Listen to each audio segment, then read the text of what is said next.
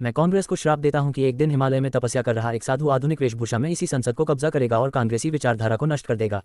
यह एक सच्चे और असली ब्राह्मण का श्राप है। 7 नवंबर 1966 के गौहत्या बंदी आंदोलन में संसद के सामने रोते और साधुओं की लाशें उठाते हुए करपात्री जी महाराज ने तत्कालीन प्रधानमंत्री इंदिरा गांधी को यही श्राप दिया था।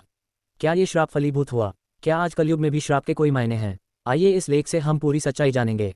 कारण ये था कि करपात्री महाराज के आशीर्वाद से इंदिरा गांधी ने शास्त्री जी के निधन के बाद चुनाव जीता था। उन्होंने वादा किया था कि वह गौहत्या पर पाबंदी लगा देंगी, परंतु चुनाव जीतने के बाद भूल गईं। करपात्री जी महाराज का धैर्य टूट गया और वह लाखों संतों के साथ संसद भवन का घेराव करने पहुंच गए। इंदिरा गांधी से वादा पूरा करने की मांग को लेकर जब संत समाज ने प्रदर्शन किया तो उन्होंने वोट बैंक की राजनीति के चक्कर में मांग अनसुनी कर दी और साधुओं पर गोलियां चलवा दी। इसके बाद इस नरसंहार से आहत करपात्री जी महाराज ने उन्हें श्राप दिया कि जिस तरह तुमने गौ सेवकों पर गोलियां चलवाई है उसी तरह तुम मारी जाओगी। ये संयोग है या श्राप का फलीभूत होना? जिस दिन इंदिरा गांधी ने गोलियां चलवाई थी उस दिन गोपाष्टमी थी और जिस दिन इंदिरा गांधी को गोली मारी गई उस दिन भी गोपाष्टमी थी।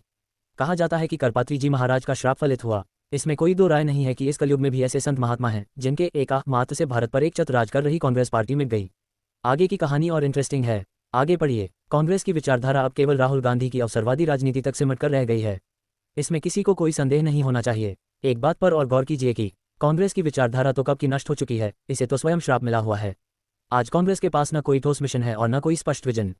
अगर कांग्रेस के तथाकथित युवराज राहुल गांधी को ही देख लिया जाए तो उनकी राजनीति महज वेशभूषा बदलने तक सीमित रह गई है।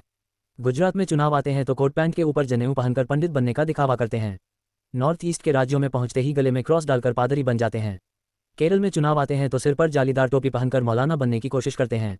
और उत्तर प्रदेश बिहार में चुनाव आते ही जाति जनगणना का मुद्दा उछालकर समाज को बांटने में लग जाते हैं। श्राप तो फलीभूत होना ही है। श्राप फलीभूत हुआ और कांग्रेस मिट गई।